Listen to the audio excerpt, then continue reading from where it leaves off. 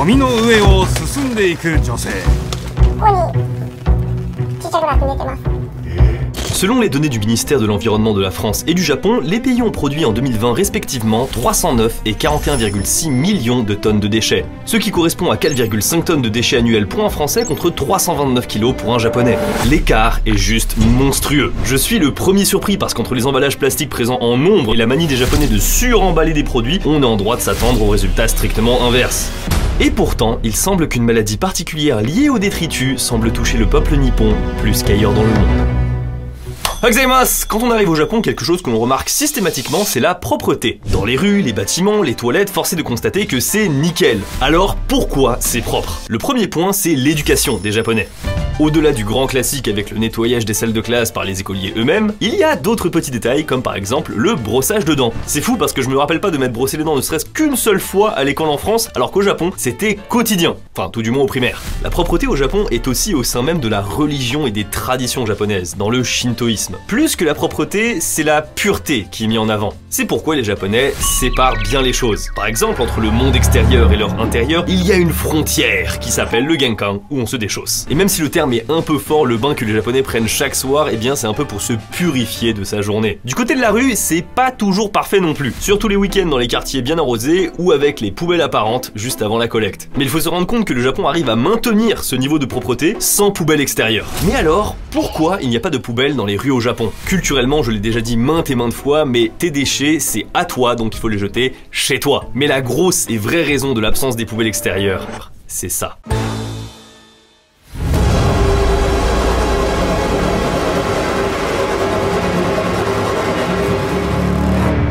L'attentat au gaz sarin perpétré par la secte Aum avec à sa tête le gourou Shoko Asahara. Il a attaqué le 20 mars 1995 simultanément les lignes Marunouchi, Hibiya et Chiyoda du métro japonais. Le but? Déclencher la fin du monde pour allier davantage de fidèles à la cause de la secte Aum. Car ce gourou, il était fatigué d'annoncer la venue de la fin du monde et au bout d'un moment il s'est dit « Hey, mais si je la déclenchais moi-même ?» Sachant que bien sûr, si vous faisiez partie de la secte, vous étiez épargné par la purge divine.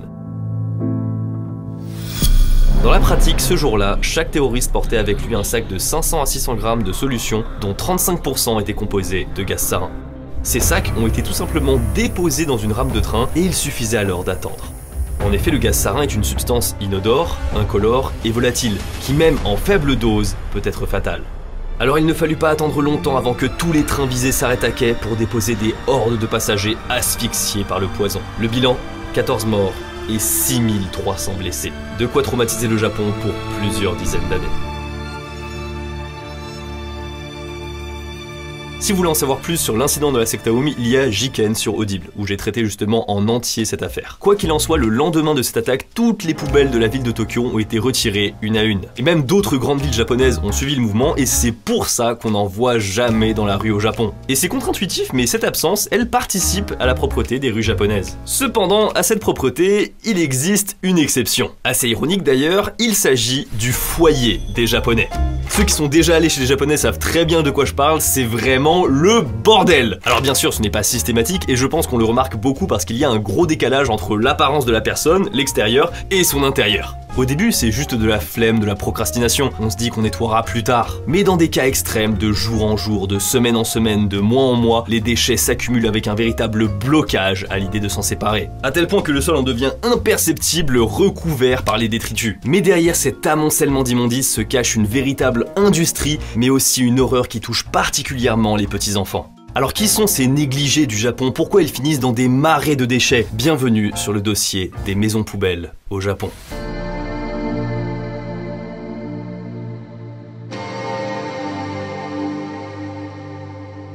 Quel bordel pour trouver des sites bien faits au Japon. Vraiment, on dirait qu'ils sont restés bien profondément dans les années 2000. Eux, clairement, je vous le dis, ils ne connaissent pas Odoo. Odoo, je vous en parle depuis un moment, c'est un logiciel de gestion qui te permet d'avoir un site vitrine, mais pas uniquement. Vous pouvez aussi réaliser un site très facilement pour vendre. Oui, parce qu'une présentation c'est sympa, mais de l'e-commerce c'est carrément beaucoup mieux. Et ne vous en faites pas bien sûr, ça reste toujours très simple. Le configurateur de site web Odoo vous guide en 4 étapes. La première c'est de définir vos objectifs grâce aux questions que vous pose directement le site. La deuxième c'est choisir votre palette de couleurs ou encore mieux insérer votre propre logo. Ensuite la troisième c'est de gonfler tout ça en ajoutant des pages et bien sûr des fonctionnalités. Et enfin à la fin vous choisissez votre thème. Comme d'habitude tu glisses et déposes des blocs, tu les personnalises, que ce soit le texte, les couleurs, les images et même plus encore parce que tout est personnalisable. Tu crées tes produits en quelques clics, tu mentionnes le nom, le prix et ta page produit est créée sans oublier bien sûr la description et les photos. Tu choisis la méthode de paiement que tes clients vont utiliser et c'est bon, ton site est prêt pour les premières ventes. Comme d'habitude vous avez un lien dans la description et votre e-commerce est gratuit parce que la première application Odoo est offerte à vie. Et pour info, quand vous sélectionnez l'application e-commerce, vous avez l'application site web et facturation qui seront automatiquement et gratuitement installés. L'hébergement et le support sont inclus en illimité et vous avez un nom de domaine personnalisé offert pendant 1 an. Clairement ça n'a jamais été aussi simple de lancer son business.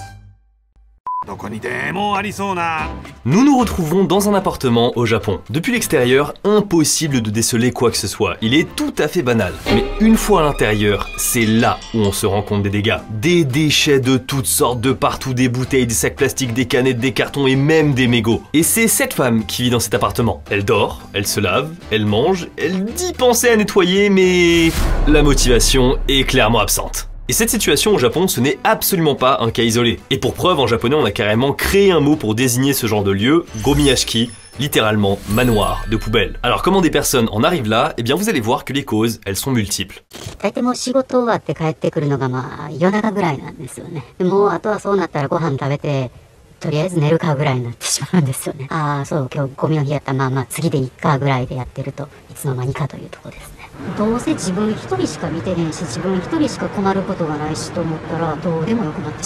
Au-delà du système japonais des poubelles qui t'oblige à te lever avant 7 h du matin pour pouvoir déposer les poubelles devant chez toi, qui n'aide clairement pas, la crise du Covid a aussi fait ses ravages.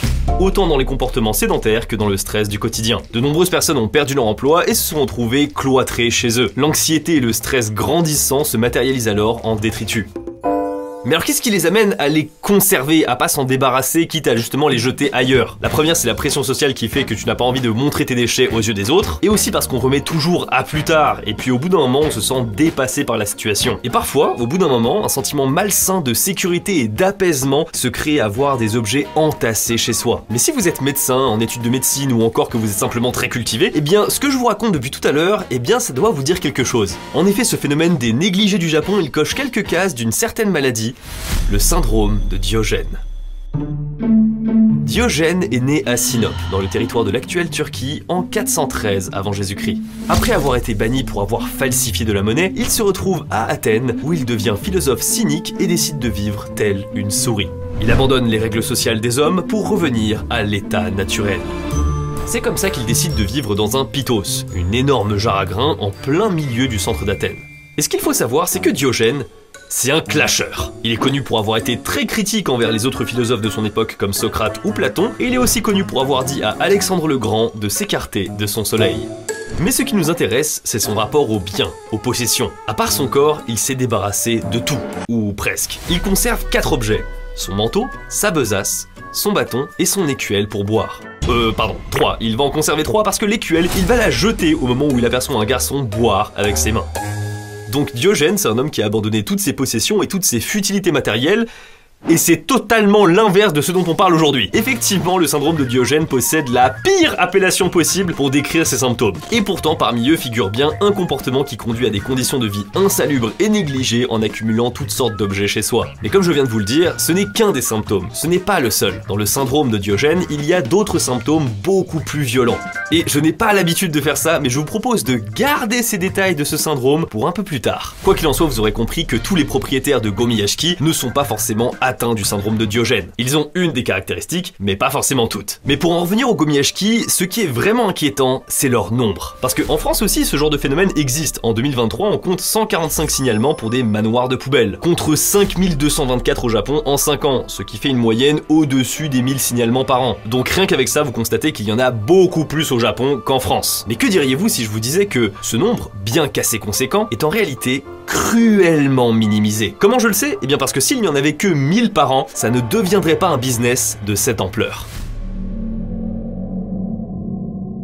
Forcément, face au Gomiyashiki, il faut trouver une solution. C'est clair que devant ce genre de situation, on se sent vite dépassé, on sait pas trop par où commencer. Mais là où il y a quelques années, c'était la pagaille, aujourd'hui, il y a LA solution. Des entreprises se sont spécialisées dans le nettoyage de l'extrême pour éradiquer les maisons à ordures. Alors bien sûr, ça coûte des sous, mais il ne faut pas perdre de vue que ces personnes qui sont ensevelies sous des déchets, eh bien, elles sont certes désordonnées et négligées, mais elles ne sont pas forcément pauvres. Alors oui, on a tendance à faire l'amalgame avec des sans-abri qui collectent plein d'objets, mais c'est négligé, 99% du temps, ils ont un travail et un salaire. Sinon, ils ne pourraient pas s'acheter toutes sortes de choses pour les empiler chez eux. Et c'est là où il faut qu'on rentre dans les chiffres. Dans ce reportage de ABC Telebi, il est dit que cette seule entreprise Kilali a plus de 200 foyers à nettoyer par mois. Ça fait 7 par jour pour cette seule entreprise. Est-ce que vous vous rendez compte? Parce que, tiens, c'est étrange. L'entreprise Kilali traite donc 2400 cas par an, soit déjà plus de 2 fois le nombre de signalements de Gomiyashiki sur une année. Vous commencez à comprendre qu'il y a un problème dans les chiffres. Surtout que des entreprises comme Kilali sur le marché, eh bien, il y en a des dizaines et des dizaines, c'est ultra concurrentiel. Donc vous comprenez vite que ces 1000 signalements par an, eh bien, ça ne représente pas la totalité des Gomiyashiki au Japon. En vérité, ce ne sont uniquement que les cas où les voisins incommodés par l'odeur et les insectes ont décidé d'appeler le comité de quartier ou directement le gouvernement local pour résoudre le problème. C'est pour ça que ce nombre de 5224 Gomiyashiki en 5 ans, eh bien, il est affreusement sous-estimé. Sinon, il n'y aurait tout simplement pas autant d'entreprises. Mais maintenant, je sais ce que vous voulez savoir. C'est comment ces entreprises, elles font. Concrètement, comment ça se passe?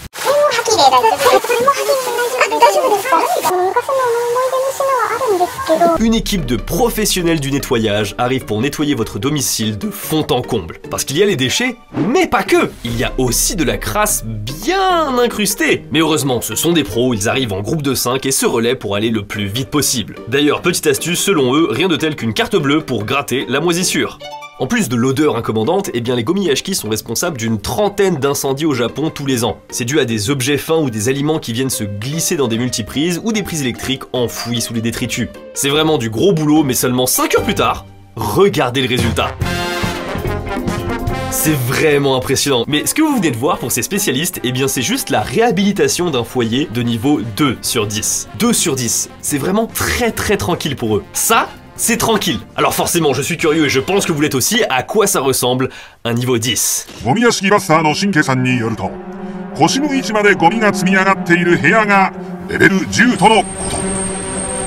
Ok, d'accord, ça, c'est le niveau 10, très bien. Surtout que, petite anecdote, lorsque ces entreprises nettoient, eh bien souvent elles retrouvent des bouteilles qui sont encore remplies. Mais pourquoi elles sont remplies? Non, ça c'est pas la bonne question. La bonne question, c'est de quoi elles sont remplies. Oui, vous imaginez bien que dans ce genre d'endroit, les toilettes ont cessé de fonctionner depuis un bon moment. Alors pipi, c'est dans les bouteilles et caca dans les sacs plastiques. Finalement, ça ressemble pas mal à la vie d'un chien. Bref, tant qu'à y aller, autant y aller franco, et j'ai voulu savoir comment on mesure le niveau de détritus. Et bien la réponse, c'est avec son corps. Le niveau 1, c'est si on arrive encore à marcher sur du sol. Franchement, là, ça va. 2, c'est si on a des déchets au niveau des chevilles. 5, c'est si c'est au niveau des genoux partout dans la maison ou l'appartement. 8, c'est au niveau des cuisses. Et 10, c'est lorsqu'on arrive au niveau des hanches. C'est vraiment le pire, et ça, c'est ce que je pensais avant de voir cette vidéo.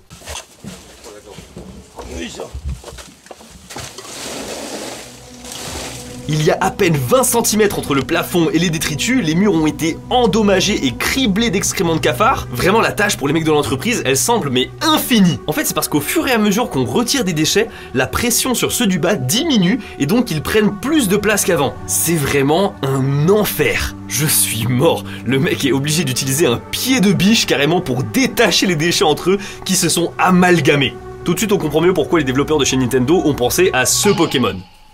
Oui, d'un coup, en fait, il fait beaucoup plus sens. Quoi qu'il en soit, après 4 jours de lutte acharnée, l'entreprise de nettoyage Partners arrive enfin au terme du combat. Et voici le résultat. Alors oui, c'est encore très sale au sol et sur les murs, mais selon la demande du propriétaire, ils n'ont pas pu aller plus loin dans le nettoyage. Le client ne souhaitait que se débarrasser des déchets. Même si c'est pas nickel, il y a quand même un côté satisfaisant, je trouve, à voir ça. Et oh, tiens, c'est étrange. Il y a une remise sur le prix de la prestation si on accepte d'être filmé. Bien sûr, aucune divulgation d'adresse ou d'identité, mais quel peut bien être l'intérêt de filmer le nettoyage de ce genre de lieu? Si vous avez trouvé ça satisfaisant, vous n'êtes clairement pas les seuls. En fait, le nettoyage des gomiyashiki au Japon, c'est devenu un style de vidéo YouTube à part entière. Et regardez cette chaîne, des rangements de manoirs à poubelles par dizaines. Elle appartient à la société Partners qui s'est occupée du grand rangement de tout à l'heure. Et surtout, matez-moi ces vues! Clairement, c'est un coup de maître parce que ça, de mon œil d'expert, ça rapporte entre 10 et 20 000 euros par mois. Mais par contre, ce qu'on ne peut pas voir, eh bien, c'est les clients potentiels qui voient ces vidéos. Et en fait, ces entreprises, elles sont même maintenant obligées de faire ce genre de choses parce que la concurrence est rude. Ce qui fait que certaines entreprises de nettoyage n'hésitent pas à sponsoriser des youtubeurs. Ici, nous avons un gros youtubeur japonais, Hikaru. Il a dédié une vidéo sponsorisée par une de ses entreprises de nettoyage, Ekosuke. Mais le concept, vous allez voir, il est absolument fou. Tu peux pas regarder cette vidéo, être dans la situation où tu as un manoir à poubelle chez toi et ne pas appeler cette agence. C'est pas possible. Il s'est retrouvé dans la préfecture de Chiba et il a acheté un gomiyashiki. Vous vous dites que c'est pour du contenu YouTube, ça se rentabilise avec la sponsor, etc. Mais non, ça va aller beaucoup plus loin. Car comme dirait quelqu'un que j'ai rencontré récemment... On peut trouver des diamants même dans les poubelles. Effectivement, le but c'est de savoir combien ça va lui coûter de faire nettoyer l'appartement, mais aussi de savoir combien ça va lui rapporter. Parce que oui, dans ces poubelles, enfouies, en dessous, cachées, eh bien il peut y avoir des trésors. Tu sais pas ce que c'est, mais comme tu as acheté le gomiyashiki, eh bien ces trésors, potentiellement, ils sont à toi. Alors forcément, ça commence d'abord par la partie pas très sexy, c'est-à-dire la visite de l'appartement. Oui, il est giga crade, alors on n'est pas dans le top tiers, mais on n'est pas non plus dans le low tiers. Mais hop, en quelques heures, voilà le résultat. Bon, c'est propre, c'est super, on a compris. Maintenant, on veut savoir... les sous.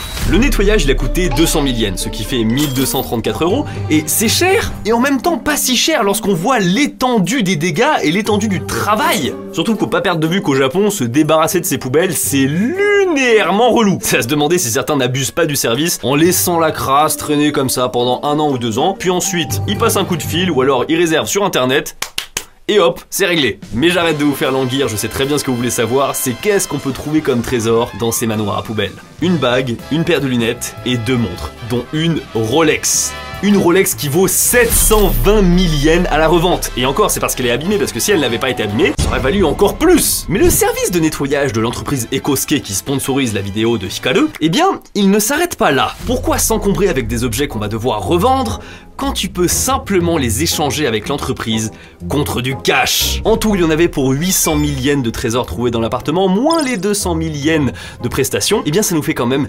600 000 yens de plus-value, soit 3700 €. Est-ce que vous vous rendez compte? Tu demandes à une entreprise de nettoyer ton appartement, tu gagnes de l'argent.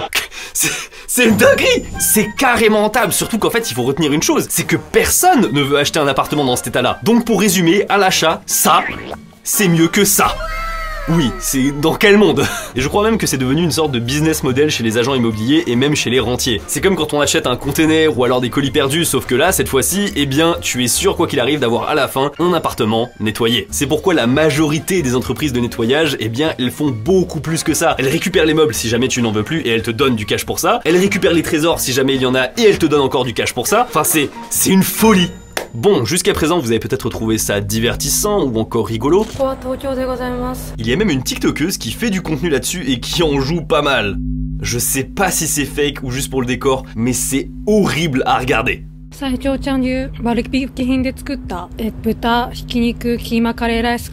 Mais pour la suite, laissez-moi vous dire qu'on va drastiquement changer d'ambiance. Parce que si jusqu'à présent on a vu ensemble que des personnes qui négligent leur logement, dans les cas les plus extrêmes, les négligés délaissent leur propre corps. Et c'est ça, le syndrome de Diogène. On estime qu'une personne sur 2000 est atteinte du syndrome de Diogène, ce qui est mais énorme, ça fait 30 000 en France et plus de 60 000 au Japon. Mais c'est quand même déjà plus cohérent avec le nombre d'interventions qu'il y a par les entreprises de nettoyage japonaises. Ce syndrome peut toucher les personnes de tout âge et de tout sexe, mais semble être particulièrement présent chez les personnes âgées et chez les femmes. Mais tout à l'heure, je vous ai dit que le syndrome de Diogène, ça ne se résume pas uniquement à l'accumulation de déchets chez soi. Il y a d'autres caractéristiques, et les voici. La première, c'est la silogomanie. C'est le fait d'accumuler de manière compulsive les objets. Ça ressemble aux montagnes de déchets qu'on a vues, sauf qu'il y a une nuance. Dans les cas précédents, ce sont les déchets générés uniquement par le propriétaire des lieux. La preuve, c'est que souvent les déchets sont quand même emballés dans des sacs plastiques. Il manque juste l'action de les jeter, et la personne a conscience qu'il faudrait les jeter. Mais la silogomanie, c'est le fait d'accumuler des déchets, mais aussi d'aller ramasser des objets incongrus à l'extérieur pour les ramener chez soi. Ça peut être vraiment n'importe quoi, une roue de vélo, un sac, un emballage de nourriture. Et comme ce genre de choses, on ne le trouve pas toujours par terre, et bien vous l'aurez compris, les personnes atteintes de silogomanie, elles vont jusqu'à fouiller les poubelles des autres pour rajouter toujours plus d'objets chez elles. La seconde caractéristique, c'est une négligence extrême de l'hygiène corporelle, et ça fait encore une différence avec les cas précédents. Avant, on voyait que les gens ils pouvaient être propres sur eux parce qu'ils allaient au travail, ils avaient une vie tout à fait normale, c'est juste chez eux où c'était crade. Dans le cas d'un syndrome de Diogène, cette négligence sur soi, elle peut atteindre vraiment des sommets. Sur ce site, une japonaise qui s'appelle Lee raconte comment elle a dû s'occuper de sa mère de 70 ans atteinte par le syndrome. Le comportement de ma mère, dont la négligence envers elle-même s'était aggravée, dépassait mon imagination. Elle me disait que le bain à la maison était tellement sale qu'elle ne pouvait pas l'utiliser. Alors, elle n'a pas pris de bain pendant plus de 6 mois. Au-delà d'une négligence en termes d'hygiène, c'est aussi une négligence envers sa propre santé qui apparaît. Même si elle tombe et se blesse, elle ne cherche pas à aller à l'hôpital. La plaie sur sa jambe s'était refermée par-dessus ses collants en dégageant énormément de pus. Alors, j'ai utilisé un ciseau pour les couper, mais lorsque je les ai retirés, l'odeur était insoutenable.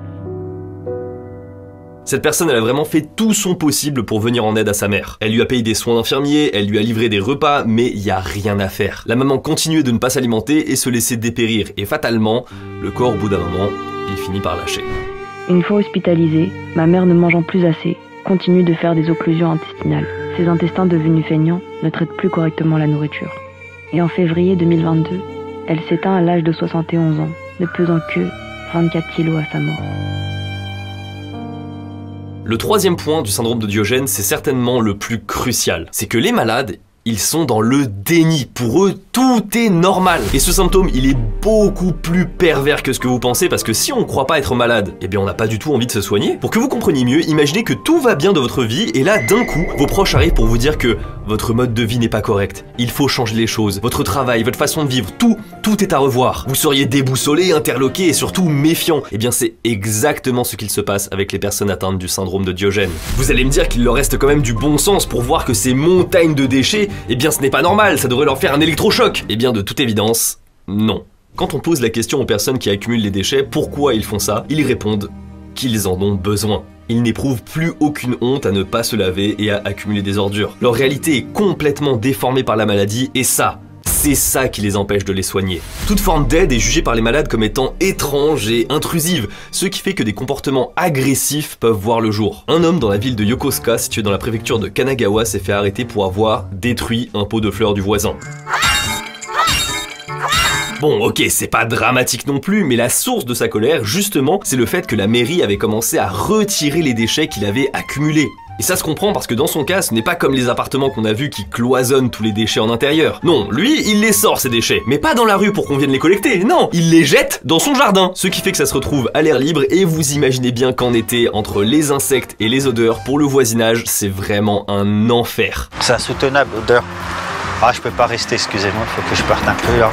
C'est d'ailleurs pour ça que le voisinage avait demandé de l'aide à la mairie pour éliminer tous ces déchets. Et malheureusement, dès qu'il est sorti de détention après avoir cassé le pot de fleurs, le malade a repris sa collection d'ordures de plus belle. Et apparemment, ça fait déjà plus de 10 ans que ça dure. Ça doit être vraiment horrible pour le voisinage, c'est insoutenable. En japonais, ils ont un mot pour désigner ça, c'est le self neglecto. Self-neglect, en français, auto-négligence. Et vous savez, les mots, ils ont vraiment une importance, parce que sur les sites japonais ou même les médias japonais, je ne trouve pratiquement jamais la mention du syndrome de Diogène. Alors que le terme self-neglect, lui, est très utilisé. Alors pourquoi je dis que les mots ont de l'importance? C'est parce que si je vous dis une personne malade du syndrome de Diogène, vous comprenez tout de suite que la personne, elle souffre, c'est elle la victime. Quelque chose s'est produit pour qu'elle soit dans cet état. Le plus souvent, c'est un choc émotionnel important comme la mort d'un conjoint ou d'un parent proche. Alors que dans le mot self-neglect, il y a la notion de self et donc de soi. Donc on sent automatiquement, rien que dans le mot, que la responsabilité de la négligence, elle est que sur la personne qui se néglige, c'est que de sa faute. Ce qui, je pense, vous serez d'accord, est une grosse nuance. Et pour en rajouter une couche, au Japon, il n'y a aucune distinction qui est faite entre d'un côté les flemmards qui se sont fait noyer par leur poubelle et de l'autre les personnes qui souffrent du syndrome de Diogène. Tout est regroupé sous la même appellation, self-neglect. Et ça, perso, je trouve ça horrible. C'est pour ça que j'ai vraiment mis un point d'or sur cette vidéo à bien séparer les deux cas de figure. D'un côté, ce sont juste des personnes qui ne savent pas vivre correctement, et de l'autre, ce sont des personnes à qui il faut venir en aide. Et vous vous souvenez comment les problèmes mentaux sont traités au Japon ?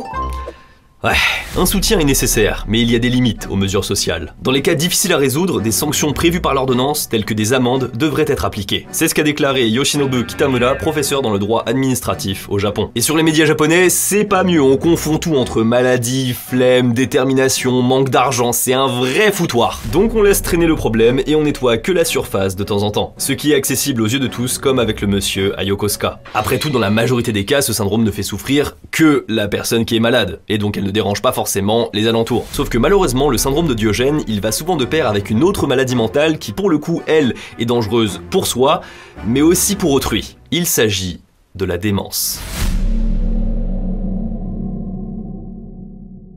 Je connais un petit peu la démence parce que ma grand-mère japonaise a été atteinte de cette maladie. Et autant vous le dire tout de suite, c'est abominable. La personne sur certains moments, en fait, elle n'est plus elle-même parce qu'il y a des changements brusques de comportement dans la démence. Et typiquement, mon grand-père se retrouvait en fait frappé par sa femme et en fait il me disait que son premier réflexe c'était de vérifier si elle n'avait rien dans les mains, comme par exemple un couteau. Lorsque les coups devenaient trop forts, il s'enfermait dans une pièce et là en fait l'horreur, eh bien elle continuait quand même. Parce que depuis l'autre côté de la porte, il entendait une voix toute douce lui dire « Tout va bien, ne t'en fais pas, tu peux sortir, viens ». Vraiment, quand il m'a raconté cet épisode de sa vie, ça m'a glacé le sang. Imaginez la personne que vous aimez et qui vous aime en retour devenir comme ça, non, c'est indescriptible en fait. Bref, concrètement la démence, c'est quoi? Premier point, il y a un problème de mémoire, mais c'est plus un oubli des choses elles-mêmes. Par exemple, une perte de la mémoire, ça fait qu'on oublie qu'est-ce qu'on a mangé au petit déjeuner. Mais avec l'oubli de la démence, on oublie carrément l'existence du concept de petit déjeuner. Autre chose dans la démence, c'est qu'on n'a pas conscience de l'oubli. C'est-à-dire que c'est pas comme quand on te rappelle, on te dit « Ah oui, c'est vrai, je m'en souviens plus ». Non, là, tu n'as pas du tout conscience d'avoir oublié. C'est comme si la case n'avait jamais existé et vous imaginez bien que ça peut frustrer la personne et c'est comme avec le syndrome de Diogène où on ne se rend pas compte qu'on est malade. Et c'est pour ça que c'est aussi difficile de traiter ces patients parce qu'à aucun moment, ils pensent être des patients. Avec la démence, il y a aussi des troubles d'orientation, des pertes de capacité, des troubles de la pensée, des sensations. Bref, tout fout le camp et pour résumer ça en un mot un peu barbare, eh bien, la personne, elle devient folle.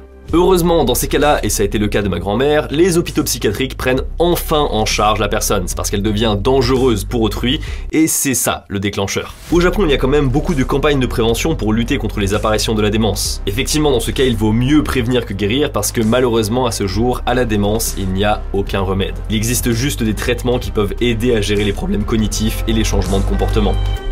Bon, on s'enfonce de plus en plus dans ce problème social avec le syndrome de Diogène suivi de la démence, mais on n'a pas encore touché le fond, car le pire c'est quand ces personnes qui sont abandonnées, elles décident d'avoir un enfant.